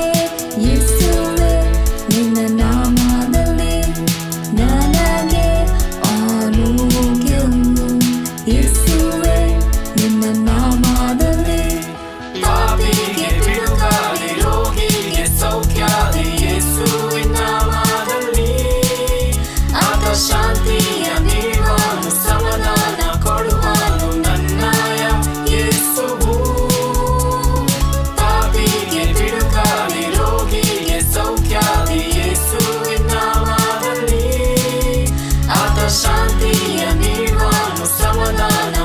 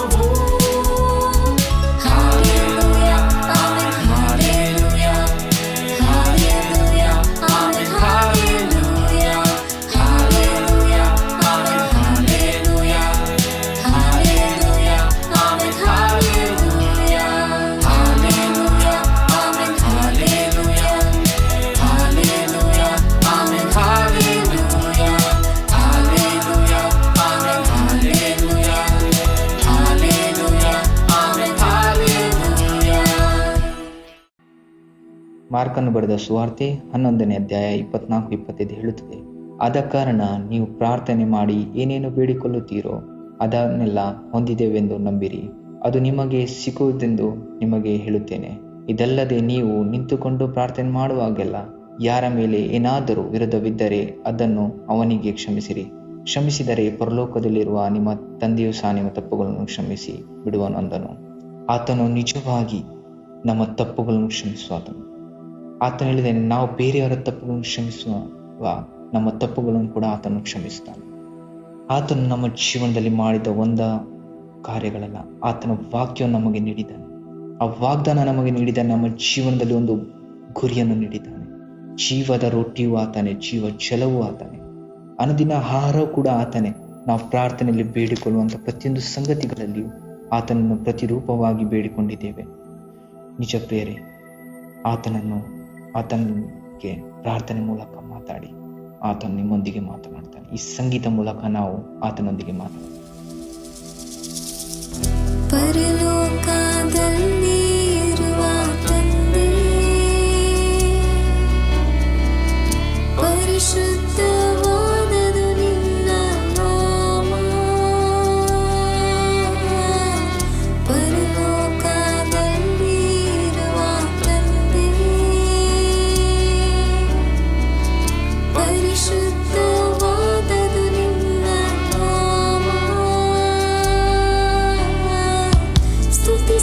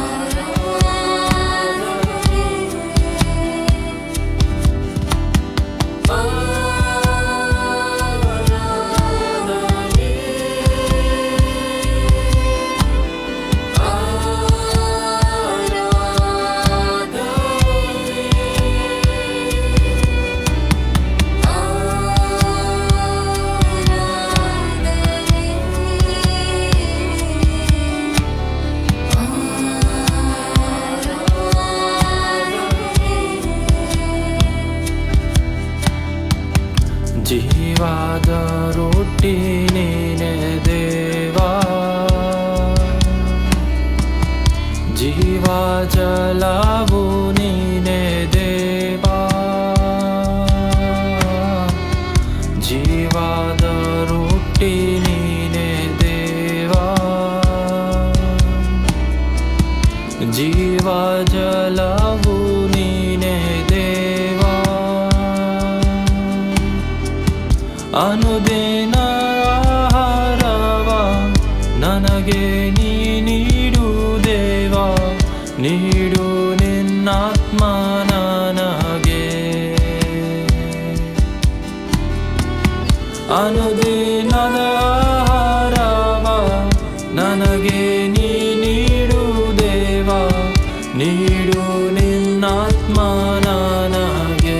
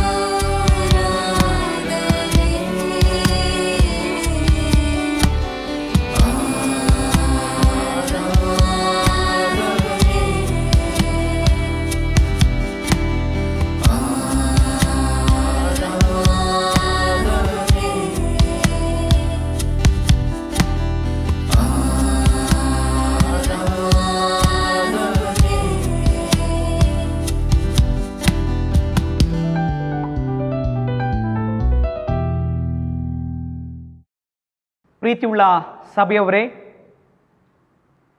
ಈ ದೈವಶಾಸ್ತ್ರೀಯ ಭಾನುವಾರದಂದು ನಮ್ಮ ಮಧ್ಯದಲ್ಲಿ ದೇವರ ವಾಕ್ಯದ ಸಂದೇಶವನ್ನು ನೀಡಲಿಕ್ಕೆ ಕರ್ನಾಟಕ ದೈವಶಾಸ್ತ್ರೀಯ ವಿದ್ಯಾಲಯ ಬಲ್ಮಠ ಮಂಗಳೂರಿನ ಪ್ರಾಂಶುಪಾಲರಾದ ರೆವರೆಂಡ್ ಡಾಕ್ಟರ್ ಎಚ್.ಎಂ. ವಾಟ್ಸನ್ ಅಯ್ಯನವರಿದ್ದಾರೆ. ನಮ್ಮ UBM ಚರ್ಚ್ ಕೌನ್ಸಿಲ್ನ ಪರವಾಗಿ ನಾವು ಅವರನ್ನು ಸ್ವಾಗತಿಸುತ್ತೇವೆ ಹಾಗೂ ನಮ್ಮ ಆಹ್ವಾನವನ್ನು ಸ್ವೀಕರಿಸಿ ವಾಕ್ಯ ಸಂದೇಶವನ್ನು ನೀಡಲಿರುವ ಅಯ್ಯನವರಿಗೆ ತುಂಬು ಹೃದಯದ ವಂದನೆಗಳು. ಪ್ರಾರ್ಥನೆ ಮಾಡೋಣ. ಕೃಪಾಳು ದೇವರೇ, ಈ ಪರಿಶುದ್ಧ ದಿವಸದಲ್ಲಿ ನಾವು ನಿನ್ನನ್ನು ಆರಾಧಿಸುವ ಕೃಪೆಯನ್ನು ನಮಗೆ ಅನುಗ್ರಹಿಸಿಕೊಟ್ಟದಕ್ಕಾಗಿ ಸ್ತೋತ್ರ ಸಲ್ಲಿಸುತ್ತೇವೆ. ವಿಶೇಷವಾಗಿ ನಾವು ಈ ಭಾನುವಾರವನ್ನು ದೈವಶಾಸ್ತ್ರೀಯ ಭಾನುವಾರವಾಗಿ ಆಚರಿಸುವಾಗ ನಿನ್ನ ಮಗನ ಮೂಲಕ ನಮಗೆ ಅನುಗ್ರಹಿಸಿಕೊಟ್ಟ ಜ್ಞಾನಕ್ಕಾಗಿ ನಿಮಗೆ ಸ್ತೋತ್ರ ಸಲ್ಲಿಸುತ್ತೇವೆ. ನಾವು ನಿನ್ನ ವಿಶ್ವಾಸದಲ್ಲಿ ಬೆಳೆಯುವಂತೆ ನಿನ್ನ ಆತ್ಮನ ಸಹಾಯವನ್ನು ನಮಗೆ ಅನುಗ್ರಹಿಸಿಕೊಡು. ಈಗಲೂ ಸ್ವಾಮಿ, ನಿನ್ನ ವಾಕ್ಯವನ್ನು ಧ್ಯಾನಿಸುವಾಗ ನಿನ್ನ ಆತ್ಮನ ಮೂಲಕ ನಮ್ಮನ್ನು ಬಲಪಡಿಸು ಮತ್ತು ನಾವು ನಿನ್ನ ವಾಕ್ಯವನ್ನು ಕೇಳುವವರು ಮಾತ್ರವಾಗಿರದೆ ನಿನ್ನ ವಾಕ್ಯಕ್ಕೆ ಅನುಸಾರವಾಗಿ ನಡೆಯುವಂತೆ ನೀನು ನಿನ್ನ ಕೃಪೆಯನ್ನು ನಮ್ಮೆಲ್ಲರಿಗೆ ಅನುಗ್ರಹಿಸಬೇಕೆಂದು ನಮ್ಮ ರಕ್ಷಕನಾದ ಯೇಸುವಿನ ಮೂಲಕ ದೀನ ಮನಸ್ಸಿಗೆ ಬೇಡುತ್ತೇವೆ. ಆಮೆನ್. ಈ ದೈವಶಾಸ್ತ್ರೀಯ ಭಾನುವಾರಕ್ಕೆ ನೇಮಕವಾದ ದೇವರ ವಾಕ್ಯದ ಪರಿಚ್ಛೇದವು ಶ್ರೀ ಯೋಹಾನನ ಸುವಾರ್ತೆ 12ನೇ ಅಧ್ಯಾಯ 20ರಿಂದ 26 ವಚನಗಳು. The Gospel according to St. John, chapter 12, verses from 20 to 26. ದೇವರ ವಾಕ್ಯವನ್ನು ಕೇಳಿರಿ. ಇದಲ್ಲದೆ ದೇವಾರಾಧನೆ ಮಾಡಬೇಕೆಂದು ಜಾತ್ರೆಗೆ ಬಂದವರಲ್ಲಿ ಕೆಲವು ಮಂದಿ ಗ್ರೀಕರಿದ್ದರು. ಇವರು ಗಲಿಲಾಯದಲ್ಲಿರುವ ಬೆತ್ಸಾಯಿದ ಊರಿನ ಫಿಲಿಪ್ಪನ ಬಳಿಗೆ ಬಂದು, ಅಯ್ಯ, ಯೇಸುವನ್ನು ನೋಡಬೇಕೆಂದಿದ್ದೇವೆಂದು ಅವನನ್ನು ಬೇಡಿಕೊಂಡರು. ಫಿಲಿಪ್ಪನು ಬಂದು ಅಂದ್ರೆಯನಿಗೆ ಹೇಳಿದನು. ಅಂದ್ರೆಯನೂ ಫಿಲಿಪ್ಪನು ಯೇಸುವಿಗೆ ಹೇಳಿದನು. ಆಗ ಯೇಸು ಅವರಿಗೆ ಉತ್ತರ ಕೊಟ್ಟು ಹೇಳಿದ್ದೇನೆಂದರೆ, ಮನುಷ್ಯಕುಮಾರನು ತನ್ನ ಮಹಿಮೆಯ ಪದವಿಯನ್ನು ಹೊಂದುವ ಸಮಯ ಬಂದಿದೆ. ನಿಮಗೆ ನಿಜ ನಿಜವಾಗಿ ಹೇಳುತ್ತೇನೆ, ಗೋಧಿಯ ಕಾಳು ಭೂಮಿಯಲ್ಲಿ ಬಿದ್ದು ಸಾಯದಿದ್ದರೆ ಒಂದೇ ಆಗಿ ಉಳಿಯುವುದು, ಸತ್ತರೆ ಬಹಳ ಫಲ ಕೊಡುವುದು. ತನ್ನ ಪ್ರಾಣದ ಮೇಲೆ ಮಮತೆ ಇಡುವವನು ಅದನ್ನು ಕಳಕೊಳ್ಳುವನು. ಇಹಲೋಕದಲ್ಲಿ ತನ್ನ ಪ್ರಾಣವನ್ನು ಹಾಗೆ ಮಾಡುವವನು ನಿತ್ಯ ಜೀವಕ್ಕಾಗಿ ಅದನ್ನು ಕಾಪಾಡಿಕೊಳ್ಳುವನು. ಯಾವನಾದರೂ ನನ್ನ ಸೇವೆಯನ್ನು ಮಾಡಬೇಕಾದರೆ ನನ್ನ ಹಿಂದೆ ಬರಲಿ, ಮತ್ತು ಎಲ್ಲಿ ನಾನು ಇರುತ್ತೇನೋ ಅಲ್ಲಿ ನನ್ನ ಸೇವಕನು ಸಹ ಇರುವನು. ಯಾವನಾದರೂ ನನ್ನ ಸೇವೆಯನ್ನು ಮಾಡುವನಾದರೆ ತಂದೆಯು ಅವನಿಗೆ ಬಹುಮಾನ ಮಾಡುವನು. ಕರ್ತನಲ್ಲಿ ಪ್ರಿಯರೇ, ನಿಮ್ಮೆಲ್ಲರಿಗೂ ನಮ್ಮ ರಕ್ಷಕನಾದ ಯೇಸುವಿನ ಹೆಸರಿನಲ್ಲಿ ಪ್ರೀತಿಯ ವಂದನೆಗಳು. Greetings to you all in the name of our Lord and Savior Jesus Christ. Dear friends, today we observe this Sunday as the Theological Sunday. ನಾವು ಈ ಭಾನುವಾರವನ್ನು ದೈವಶಾಸ್ತ್ರೀಯ ಭಾನುವಾರವಾಗಿ ಆಚರಿಸುತ್ತೇವೆ. ಸಭೆಯ ದೈವಶಾಸ್ತ್ರೀಯ ನಿಯೋಗವನ್ನು ಜ್ಞಾಪಕ ಮಾಡಿಕೊಳ್ಳಲು ಮತ್ತು ಈ ದೈವಶಾಸ್ತ್ರೀಯ ನಿಯೋಗದಲ್ಲಿ ಸಭೆಯವರಾದ ನಮ್ಮ ಪಾತ್ರವನ್ನು ಜ್ಞಾಪಿಸಿಕೊಳ್ಳಲು ಈ ಭಾನುವಾರ ನಮಗೆ ಸಹಾಯ ಮಾಡ್ತದೆ. This Sunday reminds us our responsibility towards the theological mission of the church and what is our role in this theological mission of the church. I bring greetings to you from Karnataka Theological College, Bangalore. ಮಂಗಳೂರಿನ Karnataka theological college ಕೆಟಿಸಿ ಪರವಾಗಿ ನಾನು ನಿಮ್ಮೆಲ್ಲರಿಗೆ ವಂದನೆಯನ್ನು ಸಲ್ಲಿಸುತ್ತೇನೆ. ಅಲ್ಲಿಯ ಪ್ರಾಧ್ಯಾಪಕರು ಮತ್ತು ವಿದ್ಯಾರ್ಥಿಗಳ ಪರವಾಗಿ ನಾನು ನಿಮ್ಮನ್ನು ವಂದಿಸಿ ಕೆಟಿಸಿಯ ಸೇವೆಯನ್ನು ನೀವು ಜ್ಞಾಪಕ ಮಾಡಿಕೊಳ್ಳಿರಿ ಎಂಬುದಾಗಿ ನಿಮ್ಮಲ್ಲಿ ನಾನು ಪ್ರಾರ್ಥಿಸುತ್ತೇನೆ. ಮುಂದಿನ ವರ್ಷ ನಾವು ಕೆಟಿಸಿಯ 175ನೇ ವರ್ಷವನ್ನು ಆಚರಿಸಲಿಕ್ಕಿದ್ದೇವೆ. Next year we celebrate 175th anniversary of KTC. In the year 1847, Hermann Mögling started this seminary. 1847ರಲ್ಲಿ ಹೆರ್ಮನ್ ಮ್ಯೂಗ್ಲಿಂಗ್ ಎಂಬ ಮಿಷನರಿ ಈ ಸೆಮಿನರಿಯನ್ನು ಪ್ರಾರಂಭ ಮಾಡಿದರು. ನಾವೆಲ್ಲರೂ ಬಾಸಲ್ ಮಿಷನ್ ಸಂಪ್ರದಾಯಕ್ಕೆ ಸೇರಿದವರಾದ್ದರಿಂದ ಬಾಸಲ್ ಮಿಷನ್ನ ಚರಿತ್ರೆ ನಮಗೆ ಸ್ವಲ್ಪ ಮಟ್ಟಿಗೆ ತಿಳಿದಿದೆ ಎಂಬುದಾಗಿ ನಾನು ಭಾವಿಸ್ತೇನೆ. We all belong to the Basel Mission heritage and I hope that we know something about Basel Mission. The Basel Mission Society was established in 1815 in Basel and in 1834 they sent the first missionaries to Mangalore. 1815ರಲ್ಲಿ Basel mission ಸಂಸ್ಥೆ Basel ಪಟ್ಟಣದಲ್ಲಿ ಸ್ಥಾಪನೆಗೊಂಡಿತು ಮತ್ತು 1834ರಲ್ಲಿ ಅವರು ಭಾರತಕ್ಕೆ ಮೊದಲ ಮಿಷನರಿಗಳನ್ನು ಕಳಿಸಿಕೊಟ್ಟರು. 1833ರಲ್ಲಿ German ದೇಶದ ಒಬ್ಬ ಅರಸನು ಬಾಸೆಲ್ ಮಿಷನ್ಗೆ 10,000 ಟಲಾರ್ಸ್ ಹಣವನ್ನು ಕೊಟ್ಟು, ನೀವು ಭಾರತಕ್ಕೆ ಹೋಗಿ ಅಲ್ಲಿ ಒಂದು ಸೆಮಿನರಿಯನ್ನು ಪ್ರಾರಂಭ ಮಾಡಿದರೆ ನಾನು ಈ 10,000 ನಿಮಗೆ ಕೊಡ್ತೇನೆ, ನೀವು ಅಲ್ಲಿ ಒಂದು ಸೆಮಿನರಿಯನ್ನು ಪ್ರಾರಂಭ ಮಾಡಿ ಎಂಬುದಾಗಿ ಜರ್ಮನ್ ಮಿಷನರಿ ಬಾಸೆಲ್ ಮಿಷನ್ ಅವರಿಗೆ ಅವರು ಹೇಳಿದರು. A duke in Germany donated 10,000 thalers to the Basel Mission and requested them to start a seminary in Mangalore to train the native missionaries to work in India. But that effort did not materialize as there were no Christians, there were no people with educational background. ಮಿಷನರಿಗಳು ಇಲ್ಲಿ ಬಂದರೂ ಕೂಡಲೇ ಭಾರತದಲ್ಲಿ seminary ಪ್ರಾರಂಭ ಮಾಡಲಿಕ್ಕೆ ಆಗಲಿಲ್ಲ. ಯಾಕಂದರೆ ಇಲ್ಲಿ ಕ್ರೈಸ್ತರಿರಲಿಲ್ಲ ಮತ್ತು ವಿದ್ಯಾವಂತ ಜನರು ಇರಲಿಲ್ಲ. ಆದ್ದರಿಂದ ಮಿಷನರಿಗಳು ಪ್ರಾರಂಭದಲ್ಲಿ ಸುವಾರ್ಥ ಸೇವೆಯನ್ನು ಪ್ರಾರಂಭ ಮಾಡಿದರು ಮತ್ತು ಶಾಲೆಗಳನ್ನು ತೆರೆದರು. The Basel missionaries started their mission work by preaching the word of God and also they established schools. As a result, in 1847 they were able to open a catechist school. 1847ರಲ್ಲಿ ಕ್ಯಾಟಕಿಸ್ಟ್ ಸ್ಕೂಲ್ ಎಂಬ ಒಂದು ಪ್ರಾರಂಭದ ಸೆಮಿನರಿಯನ್ನು ಅವರು ಇಲ್ಲಿ ಮಂಗಳೂರಿನಲ್ಲಿ ಪ್ರಾರಂಭ ಮಾಡಿದರು. ಮುಂದೆ 1863ರಲ್ಲಿ ಆ ಕ್ಯಾಟಕಿಸ್ಟ್ ಸ್ಕೂಲ್ BEM ಥಿಯಾಲಜಿಕಲ್ ಸೆಮಿನರಿ ಎಂಬುದಾಗಿ ಹೆಸರುಗೊಂಡು ಅದು ಮುಂದುವರಿಯಿತು. In 1863 the catechist school became the BEM Theological Seminary. In 1947 the seminary was affiliated to the Serampore University. 1947ರಲ್ಲಿ BEM Theological Seminary ಸೆರಂಪೂರ್ ಯೂನಿವರ್ಸಿಟಿಯೊಂದಿಗೆ ಸಂಯೋಜಿಸಲ್ಪಟ್ಟಿತು. 1965ರಲ್ಲಿ ತುಮಕೂರಿನಲ್ಲಿದ್ದ ಯೂನಿಯನ್ ಸೆಮಿನರಿ ಮತ್ತು ಮಂಗಳೂರಿನಲ್ಲಿದ್ದ BEM ಸೆಮಿನರಿ ಈ ಎರಡು ಒಟ್ಟು ಸೇರಿ ಈಗ ಹೆಸರಿರುವಂತಹ ಕರ್ನಾಟಕ ಥಿಯಾಲಜಿಕಲ್ ಕಾಲೇಜ್ ಎಂಬ ಹೆಸರಿನಿಂದ ಈ ಕಾಲೇಜ್ ಮುಂದೆ ಸಾಗಿತು. ತುಮಕೂರಿನಲ್ಲಿ ಮೆಥಡಿಸ್ಟ್ನವರು ಒಂದು ಸೆಮಿನರಿಯನ್ನು ಪ್ರಾರಂಭ ಮಾಡಿದರು.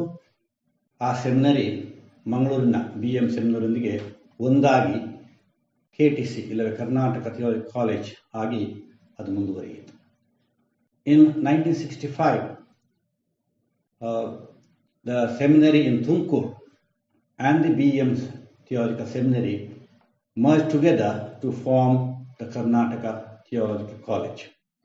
Since then, this college is known as KTC or Karnataka Theological College and rendering services to the churches in Karnataka and Mumbai. ಅಂದಿನಿಂದ ನಂತರದಲ್ಲಿ KTC ಎಂಬ ಹೆಸರಿನಿಂದ ಈ ಸೆಮಿನರಿ ಕರ್ನಾಟಕದ ಸಭೆಗಳಿಗೆ ಮತ್ತು ಮುಂಬೈ ಸಭೆಗಳಿಗೆ ಸಭಾಪಾಲಕ ಮತ್ತು ಸಭಾಪಾಲಕಿಯರನ್ನು ತರಬೇತಿ ಮಾಡುವ ಸೇವೆಯಲ್ಲಿ ಅದು ತೊಡಗಿಕೊಂಡು ಬಂದಿದೆ. ಈ ಸಮಯದಲ್ಲಿ ನಾವು ಮುಂದಿನ ವರ್ಷ 175ನೇ ವರ್ಷವನ್ನು ಆಚರಿಸಲಿಕ್ಕೆ ಇರುವಾಗ ನಮ್ಮ ಕಾಲೇಜಿಗಾಗಿ ಪ್ರಾರ್ಥನೆ ಮಾಡಿರಿ ಎಂಬುದಾಗಿ ನಿಮ್ಮನ್ನು ಕೇಳಿಕೊಳ್ತೇನೆ. ಹಾಗೆಯೇ KTCಯ ಸೇವೆಯಲ್ಲಿ ನೀವು ಭಾಗಿಗಳಾಗಿ ಈ ಸೇವೆಯನ್ನು ಬೆಂಬಲಿಸಬೇಕೆಂಬುದಾಗಿ ಕೂಡ ನಾನು ನಿಮ್ಮನ್ನು ವಿನಂತಿಸಿಕೊಳ್ಳುತ್ತೇನೆ. As we celebrate the 175th anniversary next year, I come to you with the humble request to uphold the ministry of KTC in your prayers and also give all your support to continue the theological mission which the missionaries, Basel missionaries have started in Mangalore. As we observe today, this Theological Sunday, how do we understand our role as the disciples of Jesus and the members of the Christian community in the theological mission of the church? The mission belongs to God and it is called Missio Dei, that means the mission of God. ನಿಯೋಗ ಎಂಬುದು ದೇವರಿಗೆ ಸೇರಿದ್ದು, ದೇವರ ನಿಯೋಗ. ಕ್ರಿಸ್ತನ ಮೂಲಕ ದೇವರು ಈ ಲೋಕದಲ್ಲಿ ತನ್ನ ನಿಯೋಗವನ್ನು ತೋರಿಸಿದ್ದಾನೆ ಮತ್ತು ಆ ನಿಯೋಗವನ್ನು ಇಂದು ಸಭೆಗೆ ಕೈವರ್ಧಿಸಿಕೊಟ್ಟಿದ್ದಾನೆ. So God's mission could be found through his acts in Christ Jesus. And today God has entrusted this mission to the churches in this world. So as his disciples, it is our responsibility to participate in God's mission. ಕ್ರೈಸ್ತ ವಿಶ್ವಾಸಿಗಳಾಗಿ ನಾವು ದೇವರ ಈ ನಿಯೋಗದಲ್ಲಿ ಭಾಗವಹಿಸುವುದು ನಮ್ಮ ಜವಾಬ್ದಾರಿಕೆ. ನಿಯೋಗ ಎಂಬುದು ಒಂದು ಒಟ್ಟಾಗಿ ಕೂಡಿ ಮಾಡುವಂತಹ ಕಾರ್ಯ. Mission is a partnership between God and human being and among human being. ದೇವರು ಮತ್ತು ಮಾನವರು ಜೊತೆಯಾಗಿ ಸೇರಿ ಮಾಡುವ ಕಾರ್ಯ ಮತ್ತು ಮಾನವರು ಜೊತೆಯಾಗಿ ಮಾಡುವ ಕಾರ್ಯವೇ ದೇವರ ನಿಯೋಗ. ಇಂದಿನ ಸುವಾರ್ತೆಯ ಪರಿಚಯದಲ್ಲಿ ಕೆಲವು ಗ್ರೀಕರು ಯೇಸುವನ್ನು ಹುಡುಕಿಕೊಂಡು ಯೇಸುವಿನ ಬಳಿಗೆ ಬಂದ ಘಟನೆ ಇದೆ. In today's gospel passage we see some Greeks, they come to Jesus. They seek to meet Jesus. What message we find in this text as we try to understand today's theme for our meditation, knowing and doing faith. ತಿಳಿಯುವ ಮತ್ತು ಕಾರ್ಯ ಮಾಡುವ ನಂಬಿಕೆ ಎಂಬ ಇಂದಿನ ಮುಖ್ಯ ಪ್ರಸ್ತಾಪವನ್ನು ನಾವು ಈ ಪರಿಚಯದ ಹಿನ್ನೆಲೆಯಲ್ಲಿ ಹೇಗೆ ಅರ್ಥ ಮಾಡಬಹುದು ಎಂಬುದಾಗಿ ನಾವು ಸ್ವಲ್ಪ ಹೊತ್ತು ಧ್ಯಾನ ಮಾಡೋಣ. ನಾವು ಒಟ್ಟಾಗಿ ಕೂಡಿಕೊಂಡು ದೇವರ ನಿಯೋಗವನ್ನು ಮಾಡಬೇಕಾದರೆ ಮೊದಲನೇದಾಗಿ ನಮ್ಮಲ್ಲಿ ಗ್ರೀಕರ ಹುಮ್ಮಸ್ಸು ಇರುವಂಥದ್ದು ಅಗತ್ಯ.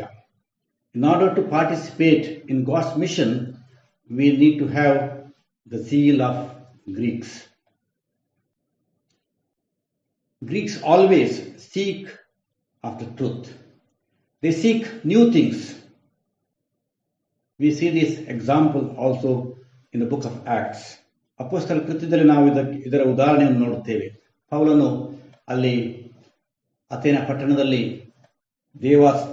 ದೇವಾಲಯಗಳನ್ನು ನೋಡ್ತಾ ಬರುವಾಗ ಅಲ್ಲಿ ಎಲ್ಲ ದೇವಾರುಗಳಿಗೆ ಅಲ್ಲಿ ದೇವಸ್ಥಾನಗಳಿದ್ದವು. ಹಾಗೆ ನೋಡ್ತಾ ಬರುವಾಗ ಅಲ್ಲಿ ಒಂದು ದೇವಾಲಯ ತಿಳಿಯದ ದೇವರಿಗೆ ಎಂಬುದಾಗಿತ್ತು. A temple for the unknown god. That means they wanted to know everything about truth. Here also, why did they want to meet Jesus? ಯಾಕೆ ಅವರು ಯೇಸುವನ್ನು ಕಾಣಲಿಕ್ಕೆ ಬಂದದ್ದು? ಯೇಸು ಯೆರೂಸಲೇಮ್ ನಗರವನ್ನು ಪ್ರವೇಶಿಸುತ್ತಾನೆ. ಕತ್ತೆಯ ಮೇಲೆ ಕೂತು ಶಾಂತಿಯ ಅರಸನಾಗಿ ಆತನು ಯೆರೂಸಲೇಮ್ ನಗರವನ್ನು ಪ್ರವೇಶಿಸುತ್ತಾನೆ. ಯೆರೂಸಲೇಮ್ ನಗರವನ್ನು ಪ್ರವೇಶಿಸಿ ಆತನು ಮಾಡಿದ ಕಾರ್ಯ ಯೆರೂಸಲೇಮ್ ದೇವಾಲಯದಲ್ಲಿ ನಡೆಸಿದ್ದ ಅನ್ಯಾಯದ ಮೋಸದ ವ್ಯಾಪಾರವನ್ನು ನಿಲ್ಲಿಸಿತು. ಆ ಮೋಸದ ವ್ಯಾಪಾರ ನಡೆಯುತ್ತಿದ್ದದ್ದು ಅನ್ಯರ ಅಂಗಳ ಎಂಬ ಸ್ಥಳದಲ್ಲಿ, ಅಂದರೆ ಯೆಹೂದ್ಯೇತರರು ಬಂದು ಆರಾಧಿಸಲು ಇದ್ದಂತಹ ಸ್ಥಳ. ಆ ಮೂಲಕ ಅವರಿಗೆ ಅಲ್ಲಿ ಆರಾಧನೆ ಮಾಡುವ ಅವಕಾಶ ಇರಲಿಲ್ಲ. When Jesus cleansed the temple, it was the place where it was provided opportunity for the non-Jews to come and worship in that Jerusalem temple. But because of these business activities, they were deprived of the privilege to gather in that place. But now Jesus, through his action, provided them their privilege to gather in that place and to worship God. Definitely, these Greeks have heard about it, and that's why they wanted to see Jesus. ಯೇಸುವಿನ ಈ ಕಾರ್ಯವನ್ನು ಕೇಳಿದ ಗ್ರೀಕರು ಯೇಸುವನ್ನು ನೋಡಲು ಅಪೇಕ್ಷಿಸಿದರು. ಅಂದರೆ ಏನೋ ಹೊಸತು ಇಲ್ಲಿ ಯೇಸುವಿನಲ್ಲಿ ಇದೆ ಎಂಬುದನ್ನು ಕಾಣುವಂತ ಮನಸ್ಸು. ಕರ್ತನಲ್ಲಿ ಪ್ರಿಯರೇ, ಕ್ರೈಸ್ತ ವಿಶ್ವಾಸಿಗಳಾಗಿ ನಮ್ಮಲ್ಲಿ ಈ ಹುಮ್ಮಸ್ಸು ಇರುವಂಥದ್ದು ಅಗತ್ಯ. As Christians, as the disciples of Jesus, we need to have this zeal of Greeks. Bishop of Canterbury, St. Anselm, has defined faith as faith seeking understanding. ಕ್ಯಾಂಟರ್ಬರಿಯ ಆರ್ಚ್ ಬಿಷಪ್ ಆನ್ಸೆಲ್ಮ್ ಎಂಬವರು 11ನೇ ಶತಮಾನದಲ್ಲಿದ್ದಂಥ ಬಿಷಪ್. ಅವರು ಕ್ರೈಸ್ತ ವಿಶ್ವಾಸವನ್ನು ಅರ್ಥ ಮಾಡಿಕೊಳ್ಳುವ ವಿಶ್ವಾಸ ಎಂದು ಅರ್ಥೈಸಿದ್ದಾರೆ. The faith which seeks understanding. ನಾವು ನಂಬುವವರು ಮಾತ್ರ ಅಲ್ಲ, ಬದಲಾಗಿ ನಾವು ಅದನ್ನು ಅರ್ಥ ಮಾಡಿಕೊಳ್ಳುವವರು. Our faith is not a blind faith, a faith which seeks understanding.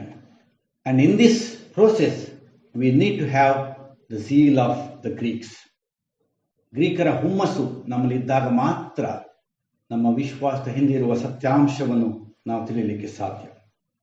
Secondly, ಎರಡನೇದಾಗಿ ಶಿಷ್ಯರ ಕೂಡು ಕೆಲಸ, disciples team work. The Greeks came to Philip and requested him and expressed their willingness to meet Jesus. ಈ ಗ್ರೀಕರು ಫಿಲಿಪ್ಪನ ಹತ್ರ ಬಂದು ನಾವು ಯೇಸುವನ್ನು ನೋಡಬೇಕು ಎಂಬ ತಮ್ಮ ಆಶೆಯನ್ನು ವ್ಯಕ್ತಪಡಿಸಿದರು. ಯಾಕೆ ಫಿಲಿಪ್ಪನ ಹತ್ರ ಬಂದದ್ದು? ಫಿಲಿಪ್ಪ ಎಂಬ ಹೆಸರು ಅದೊಂದು ಗ್ರೀಕ್ ಹೆಸರು. The name Philip is a Greek name. It may be because of that they came to Philip. But Philip did not know what to do, how to respond. Therefore, he takes them to Andrews. ಗ್ರೀಕರು ತನ್ನ ಬಳಿಗೆ ಬಂದಾಗ ಫಿಲಿಪ್ಪನಿಗೆ ಏನು ಮಾಡಬೇಕಂತ ಗೊತ್ತಾಗಲಿಲ್ಲ. ಆತನು ಅವರನ್ನು ಅಂದ್ರೆಯನ ಬಳಿಗೆ ತೆಗೆದುಕೊಂಡು ಹೋದ. ಅಂದ್ರೆಯನ್ನು ಅವರನ್ನು ಯೇಸುವಿನ ಬಳಿಗೆ ತೆಗೆದುಕೊಂಡು ಹೋದ. ಇಲ್ಲಿ ನಾವು ಗಮನಿಸಬೇಕಾದದ್ದು ಏನಂದರೆ, ಶಿಷ್ಯರು ಒಟ್ಟಾಗಿ ಟೀಮ್ ಆಗಿ ಮಾಡಿದಂಥ ಕೆಲಸ. What do we learn from these two disciples? Philip did not act as if he knows everything. Many times we do that. Even if you do not know, we pretend or we act as if we know everything, and we many times mislead people. ನಮಗೆಲ್ಲ ಗೊತ್ತುಂಟು ಎಂಬ ರೀತಿಯ ಜ್ಞಾನದಿಂದ ನಾವು ಅನೇಕ ವೇಳೆ ಬೇರೆಯವರನ್ನು ದಾರಿ ತಪ್ಪಿಸುತ್ತೇವೆ. ಆದರೆ ಇಲ್ಲಿ ಫಿಲಿಪ್ಪನು ತನ್ನ ಮಿತಿಯನ್ನು ಅರಿತು ಅಂದ್ರೇಯನ ಬಳಿಗೆ ಅವರನ್ನು ಕರ್ಕೊಂಡು ಹೋಗಿ ಸರಿಯಾದ ಗುರಿಗೆ ಅವರನ್ನು ಕೊಂಡೋಗಲಿಕ್ಕೆ ಸಾಧ್ಯ ಆಯಿತು. That is a team work. So as Christians, in order to participate in God's mission, we need to work together. ನಾವು ದೇವರ ನಿಯೋಗದಲ್ಲಿ ಭಾಗವಹಿಸಬೇಕಾದರೆ ನಾವು ಒಟ್ಟಾಗಿ ಕಾರ್ಯ ಮಾಡುವಂಥದ್ದು ಅಗತ್ಯ. ಕ್ರೈಸ್ತ ವಿಶ್ವಾಸದಲ್ಲಿ ಸಮುದಾಯ ಬಹಳ ಪ್ರಾಮುಖ್ಯ. When we practice hour faith, community becomes very important. We practice our faith in the community. ನಾವು ನಮ್ಮ ವಿಶ್ವಾಸವನ್ನು ಸಮುದಾಯದಲ್ಲಿ ನಾವು ಅದನ್ನು ಆಚರಣೆ ಮಾಡುವಂಥದ್ದು. ಆದ್ದರಿಂದ ಒಟ್ಟಾಗಿ ಕಾರ್ಯ ಮಾಡುವಂಥದ್ದು ಬಹಳ ಪ್ರಾಮುಖ್ಯ. ಇನ್ನು ಮೂರನೇದಾಗಿ, ಯೇಸುವಿನಲ್ಲಿದ್ದಂಥ ಮನಸ್ಸು ನಮ್ಮಲ್ಲಿರುವಂಥದ್ದು ಅಗತ್ಯ. We need to have the attitude of Jesus. 24ನೇ ವಚನದಲ್ಲಿ ಯೇಸು ಹೇಳ್ತಾನೆ, ಅವರು ತನ್ನನ್ನು ಕಾಣಬೇಕು ಎಂದಾಗ ಹೇಳುವಾಗ ಯೇಸು ಹೇಳುವಂತಹದ್ದು 24ನೇ ವಚನ, ಗೋಧಿಯ ಕಾಳು ಭೂಮಿಯಲ್ಲಿ ಬಿದ್ದು ಸಾಯದಿದ್ದರೆ ಒಂದೇ ಆಗಿ ಉಳಿಯುತ್ತದೆ, ಸತ್ತರೆ ಬಹಳ ಫಲ ಕೊಡುವುದು. ಇಲ್ಲಿ ಯೇಸು ತನ್ನ ಸೇವೆಯ ಉದ್ದೇಶವನ್ನು ತಿಳಿಸುತ್ತಾನೆ. Through this verse Jesus is affirming his mission in this world. And we need to compare this saying of Jesus with his saying or his call that we see in Mark's Gospel chapter 10 verses from 30 to 45. ಮಾರ್ಕನ ಸುವಾರ್ತೆಯ 10ನೇ ಅಧ್ಯಾಯ 32ನೇ ವಚನದಿಂದ 45ನೇ ವಚನದಲ್ಲಿರುವ ಪರಿಚ್ಛೇದವನ್ನು ನಾವು ಇದಕ್ಕೆ ಹೋಲಿಸಿ ಅರ್ಥ ಮಾಡುವಂತಹದ್ದು ಅಗತ್ಯ. 23ನೇ ವಚನದಲ್ಲಿ ಯೇಸು ಹೇಳುವ ಮಾತು, ಮನುಷ್ಯ ಕುಮಾರನು ತನ್ನ ಮಹಿಮೆಯ ಪದವಿಯನ್ನು ಹೊಂದುವ ಸಮಯ ಬಂದಿದೆ. The time has come for the glorification of the son of man. What kind of glory? It is not the glory of power and authority, but rather it is the glory found in service and self denial. ಅಧಿಕಾರದಿಂದ ಕಂಡುಬರುವ ಮಹಿಮೆಯಲ್ಲ, ಬದಲಾಗಿ ಸೇವೆ ಮತ್ತು ಸ್ವ ಅರ್ಪಣೆಯಲ್ಲಿ ಕಂಡುಬರುವಂಥ ಮಹಿಮೆ. ಯೇಸುವಿನ ಮಹಿಮೆ ಕಂಡುಬಂದದ್ದು ಆತನ ಅಧಿಕಾರದಿಂದ, ಅದನ್ನು ಚಲಾಯಿಸುವುದರ ಮೂಲಕ ಅಲ್ಲ. ಆದ್ದರಿಂದ ಆತನು ಯೇಸು ತನ್ನ ಶಿಷ್ಯರಿಗೆ ಹೇಳಿದ್ದು, ಈ ಲೋಕದಲ್ಲಿ ಅಧಿಕಾರಿಗಳನ್ನಿಸಿಕೊಳ್ಳುವವರು ಬಲಾತ್ಕಾರದಿಂದ ಅಧಿಕಾರ ಮಾಡುತ್ತಾರೆ, ಆದರೆ ನಿಮ್ಮಲ್ಲಿ ಹಾಗಿರಬಾರದು. Not so among you. The one who wants to become the first needs to become the servant of all. ಮೊದಲನ್ನು ಆಗಬೇಕೆಂದು ಇರುವವನು ಎಲ್ಲರ ಆಳಾಗಬೇಕು. That is the call of Jesus. ಯೇಸು ಕಾರ್ಯಕೊಟ್ಟಂತಹದ್ದು ಅದು. ಯೋಹಾನ ಸುವಾರ್ತೆ 13ನೇ ಅಧ್ಯಾಯದಲ್ಲಿ ಯೇಸು ಶಿಷ್ಯರ ಕಾಲು ತೊಳೆದ ಮೇಲೆ ಶಿಷ್ಯರಿಗೆ ಹೇಳುವಂಥ ಮಾತು, ನಾನು ಮಾಡಿದ್ದು ನಿಮಗೆ ಏನಂತ ಗೊತ್ತಾಯಿತು, ನನ್ನನ್ನು ಗುರುವಂತ ನೀವು ಕರೆಯುತ್ತೀರಿ, ನಾನು ಗುರು, ನಾನು ಮಾಡಿದ ಮೇರೆಗೆ ನೀವು ಮಾಡಿರಿ. After washing the feet of his disciples, Jesus asked his disciples, have you understood what I have done? You are called to serve one another. Jesus' glory is found through his service and self-denial, self-giving. That's why he gave the example of the wheat, the seed which dies and gives life. ಗೋಧಿಯ ಕಾಳಿನ ಉದಾಹರಣೆಯನ್ನು ಕೊಡುವುದರ ಮೂಲಕ ಸಾಯುವುದರ ಮೂಲಕ ಜೀವವನ್ನು ಕೊಡುವ ಮಹಿಮೆಯನ್ನು ಯೇಸು ಇಲ್ಲಿ ಹೇಳ್ತಾನೆ. Therefore, we need to have this in our mind. That's why St. Paul gives a call in his letter to Philippians chapter 2 verses 5 onwards. ಫಿಲಿಪಿಯವರಿಗೆ ಬರೆದ ಪತ್ರಿಕೆ 2ನೇ ಅಧ್ಯಾಯ 5ನೇ ವಚನದಿಂದ ಮುಂದಕ್ಕಿರುವಂಥ ಪರಿಸ್ಥಿತಿಯಲ್ಲಿ ಪೌಲನು ಹೇಳುವಂಥದ್ದು, ಕ್ರಿಸ್ತನಲ್ಲಿದ್ದ ಮನಸ್ಸು ನಿಮ್ಮಲ್ಲಿಯೂ ಇರಲಿ. ಆತನು ದಾಸನ ಸ್ವರೂಪವನ್ನು ಧರಿಸಿಕೊಂಡು ಮನುಷ್ಯನಿಗೆ ಸದೃಶನಾದನು. He became the servant of God. Our Lord is a servant God. And we need to have this attitude among us. My dear brothers and sisters in Christ. Knowing and doing our faith. This is the call for us today. ಕರ್ತನಲ್ಲಿ ಪ್ರಿಯರೇ, ನಮ್ಮ ವಿಶ್ವಾಸವನ್ನು ತಿಳಿಯುವುದು ಮತ್ತು ಕಾರ್ಯರೂಪಕ್ಕೆ ತರುವುದು, ಇದು ದೇವರು ನಮಗೆ ಕೊಟ್ಟಂತ ಕಾರ್ಯ. ಈ ಕಾರ್ಯವನ್ನು ನಾವು ಮಾಡಬೇಕಾದರೆ ಗ್ರೀಕರಲ್ಲಿದ್ದ ಹುಮ್ಮಸ್ಸು, ಶಿಷ್ಯರಲ್ಲಿದ್ದ ಟೀಮ್ ವರ್ಕ್ ಮತ್ತು ಯೇಸುವಿನಲ್ಲಿದ್ದ ಮನಸ್ಸು ನಮ್ಮಲ್ಲಿರುವಂಥದ್ದು ಅಗತ್ಯ. In order to fulfill this task which God has given to us, we need to have the zeal of the Greeks, the teamwork of the disciples, and above all, the attitude of Jesus. May the Almighty God help us through His Holy Spirit to fulfill this task for His glory. Amen. ನಮ್ಮ ಕಾಣಿಕೆಗಳನ್ನು ದೇವರಿಗೆ ಸಮರ್ಪಿಸುವಂತೆ ಕನ್ನಡ ಸಂಗೀತದಲ್ಲಿ 248ನೇ ಸಂಗೀತ ಅದರ 1 ಮತ್ತು 2ನೇ ಚರಣವನ್ನು ಹಾಡೋಣ. ಯೇಸು ಪಾದದಲ್ಲಿ ಕೂತು ಮರಿಯಳು, ಜ್ಞಾನ ಪಡಕೊಂಡು ಧನ್ಯಳಾದಳು.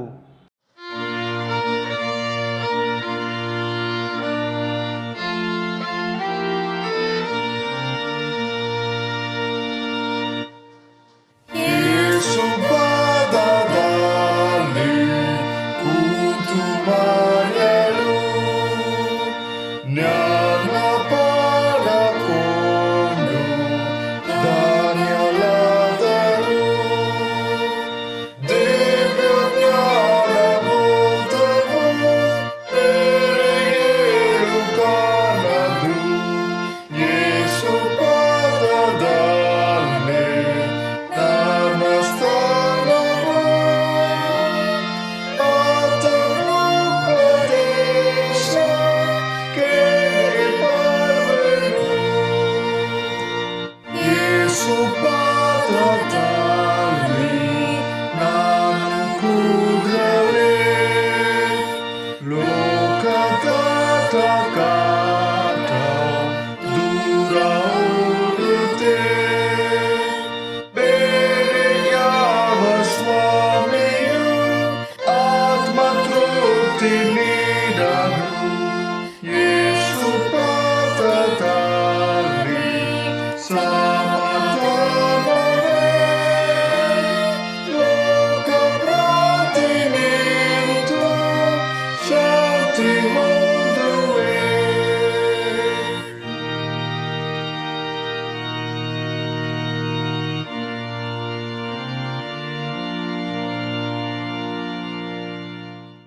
ನಮ್ಮ ಕಾಣಿಕೆಗಳನ್ನು ದೇವರಿಗೆ ಸಮರ್ಪಿಸಿ ಪ್ರಾರ್ಥನೆ ಮಾಡೋಣ. ದೇವರೇ, ಎಲ್ಲ ಒಳ್ಳೆ ದಾನಗಳಿಗೆ ಮೂಲ ಕಾರಣನಾದ ನಮ್ಮ ಪರಲೋಕದ ತಂದೆಯೇ, ಸಭೆ ಸಮರ್ಪಿಸಿರುವ ಕಾಣಿಕೆಯನ್ನು ಪಾವನ ಮಾಡು. ಇದನ್ನು ನಿನಗೆ ಮೆಚ್ಚುಗೆಯಾದ ಯಜ್ಞವನ್ನಾಗಿ ಸ್ವೀಕರಿಸಿ ನಿನ್ನ ಮಹಿಮೆಗಾಗಿ ಉಪಯೋಗಿಸು. ಕಳೆದ ವಾರದಲ್ಲಿ ತಮ್ಮ ಜನ್ಮದಿನವನ್ನು ಮತ್ತು ವಿವಾಹ ವಾರ್ಷಿಕೋತ್ಸವ ಕಂಡಂಥವರನ್ನು ಸಹ ನಿನ್ನ ಮುಂದೆ ನೆನಪು ಮಾಡಿಕೊಳ್ತೇವೆ. ಪ್ರಭುವೇ, ಮುಂದಣ ದಿನಗಳಲ್ಲಿಯೂ ಅವರನ್ನು ಆಶೀರ್ವದಿಸಿ ಕಾಪಾಡು. ನಿನ್ನ ದಯಾಜ್ಯೋತಿಯಿಂದ ಅವರನ್ನು ನಡೆಸಿ ನಿನ್ನ ಮಹಿಮೆ ಉಳ್ಳ ರಾಜ್ಯಕ್ಕೆ ಸಿದ್ಧಪಡಿಸು. ತಂದೆಯೇ, ದಯವಿಟ್ಟು ನಮ್ಮ ಪ್ರಾರ್ಥನೆಯನ್ನು ಲಾಲಿಸಬೇಕೆಂದು ನಮ್ಮ ಪ್ರಭುವಾದ ಯೇಸು ಕ್ರಿಸ್ತನ ಮೂಲಕ ನಿನ್ನನ್ನು ಬೇಡಿಕೊಳ್ಳುತ್ತೇವೆ. ಆಮೆನ್. ಒಬ್ಬರಿಗೋಸ್ಕರ ಒಬ್ಬರು ಪ್ರಾರ್ಥನೆ ಮಾಡಬೇಕೆಂದು ನಮ್ಮ ಪ್ರಭುವು ಆಜ್ಞಾಪಿಸುವುದರಿಂದ ನಾವು ಹಾಗೆ ಪ್ರಾರ್ಥಿಸೋಣ. ಸಭೆಯ ಪ್ರತ್ಯುತ್ತರ, ಪ್ರಭುವೇ ನಮ್ಮ ಬಿನ್ನಹವನ್ನು ಕೇಳು ಎಂಬುದಾಗಿರಲಿ. ಸಭೆಯ ಪ್ರತ್ಯುತ್ತರ, ಪ್ರಭುವೇ ನಮ್ಮ ಬಿನ್ನಹವನ್ನು ಕೇಳು ಎಂಬುದಾಗಿರಲಿ. ವೇದ ವಿದ್ಯಾಲಯಗಳಿಗಾಗಿ ಪ್ರಾರ್ಥಿಸೋಣ. ಪ್ರಭುವೇ, ನಮ್ಮ ವೇದ ವಿದ್ಯಾಲಯಗಳ ಮೇಲೆಯೂ ನಿನ್ನ ಒಲುಮೆ ಇರಬೇಕೆಂದು ಅವುಗಳ ಪರವಾಗಿ ನಿನ್ನನ್ನು ಬೇಡಿಕೊಳ್ಳುತ್ತೇವೆ. ಅವುಗಳಲ್ಲಿ ಬೋಧಿಸುವವರು ನಂಬಿದವರಿಗೆ ಪ್ರಕಟವಾಗಿರುವ ಸತ್ಯಾರ್ಥವನ್ನು ಶುದ್ಧ ಮನಸ್ಸಾಕ್ಷಿಯಿಂದ ಕೈಗೊಳ್ಳುವಂಥ ದೇವ ಮನುಷ್ಯರಾಗುವಂತೆ ದಯಮಾಡಬೇಕೆಂದು ನಿನ್ನಲ್ಲಿ ಬೇಡುತ್ತೇವೆ. ಇದಲ್ಲದೆ ಅಲ್ಲಿ ಕಲಿಯುವವರು ನಿನ್ನ ಸತ್ಯವನ್ನು ವಿನಯದಿಂದಲೂ ಕೃತಜ್ಞತಾ ಭಾವದಿಂದಲೂ ಅಂಗೀಕರಿಸಿ ಸೇವೆ ಮಾಡುವಂತೆ ಸಹಾಯ ಮಾಡೆಂದು ನಿನ್ನಲ್ಲಿ ದೀನತೆಯಿಂದ ಬೇಡಿಕೊಳ್ಳುತ್ತೇವೆ. ಸಭೆ, ಪ್ರಭುವೇ ನಮ್ಮ ಬಿನ್ನಹವನ್ನು ಕೇಳು. ಕ್ರೈಸ್ತ ಶಿಕ್ಷಣವನ್ನು ನೀಡುವಂಥ ಸಭೆಗಳು, ಸಂಘ ಸಂಸ್ಥೆಗಳಿಗಾಗಿ ಪ್ರಾರ್ಥಿಸೋಣ. ಪ್ರಭುವೇ, ಭಾನುವಾರ ಶಾಲೆಗಳಲ್ಲಿ, ಯುವಜನರ, ಮಹಿಳೆಯರ, ಪುರುಷರ ಅನ್ಯೋನ್ಯ ಕೂಟಗಳಲ್ಲಿ ಬೋಧಿಸುವ, ಕಲಿಸುವ ಜವಾಬ್ದಾರಿ ಹೊತ್ತಂಥ ಪ್ರತಿಯೊಬ್ಬರನ್ನು ಆಶೀರ್ವದಿಸು. ನಿನ್ನ ವಾಕ್ಯವನ್ನು ಸಾರುವ, ಕೇಳುವ, ಓದುವ ಎಲ್ಲರ ಹೃದಯಗಳನ್ನು ನಿನ್ನ ಪವಿತ್ರಾತ್ಮನು ಬಲವಾಗಿ ಪ್ರೇರೇಪಿಸಲಿ. ನಿನ್ನ ರಾಜ್ಯವು ವೃದ್ಧಿಯಾಗಲಿ ಎಂದು ನಿನ್ನಲ್ಲಿ ಭಿನ್ನವಿಸುತ್ತೇವೆ. ಸಭೆ, ಪ್ರಭುವೇ ನಮ್ಮ ಬಿನ್ನಹವನ್ನು ಕೇಳು. ಆಮೆನ್. ನಾವೆಲ್ಲರೂ ಒಟ್ಟಾಗಿ ಪ್ರಭು ಕಲಿಸಿಕೊಟ್ಟಂಥ ಪ್ರಾರ್ಥನೆಯನ್ನು ಮಾಡೋಣ. ಪರಲೋಕದಲ್ಲಿರುವ ನಮ್ಮ ತಂದೆಯೇ, ನಿನ್ನ ನಾಮವು ಪರಿಶುದ್ಧವೆಂದು ಎಣಿಸಲ್ಪಡಲಿ. ನಿನ್ನ ರಾಜ್ಯವು ಬರಲಿ. ನಿನ್ನ ಚಿತ್ತವು ಪರಲೋಕದಲ್ಲಿ ನೆರವೇರುವ ಪ್ರಕಾರ ಭೂಲೋಕದಲ್ಲಿಯೂ ನೆರವೇರಲಿ. ನಮ್ಮ ಅನುದಿನದ ಆಹಾರವನ್ನು ಈ ಹೊತ್ತು ದಯಪಾಲಿಸು. ನಮಗೆ ತಪ್ಪು ಮಾಡಿದವರನ್ನು ನಾವು ಕ್ಷಮಿಸಿದಂತೆ ನಮ್ಮ ತಪ್ಪುಗಳನ್ನು ಕ್ಷಮಿಸು. ನಮ್ಮನ್ನು ಶೋಧನೆಯೊಳಗೆ ಸೇರಿಸದೆ ಕೇಡಿನಿಂದ ನಮ್ಮನ್ನು ತಪ್ಪಿಸು. ಯಾಕಂದರೆ ರಾಜ್ಯವು, ಬಲವು, ಮಹಿಮೆಯು ಸದಾಕಾಲ ನಿನ್ನವೇ. ಆಮೆನ್. ದೇವರ ಆಶೀರ್ವಾದವನ್ನು ಹೊಂದಿಕೊಳ್ಳೋಣ. ನಮ್ಮ ಕರ್ತನಾದ ಯೇಸು ಕ್ರಿಸ್ತನ ಕೃಪೆ, ತಂದೆ ದೇವರ ಪ್ರೀತಿ, ಪವಿತ್ರಾತ್ಮನ ನಡೆಸುವಿಕೆ ಮತ್ತು ಅನ್ಯೋನ್ಯತೆ ನಮ್ಮೆಲ್ಲರ ಸಂಗಡ ನಿತ್ಯವೂ ನಿರಂತರವೂ ನೆಲೆಯಾಗಿರಲಿ. ಆಮೆನ್.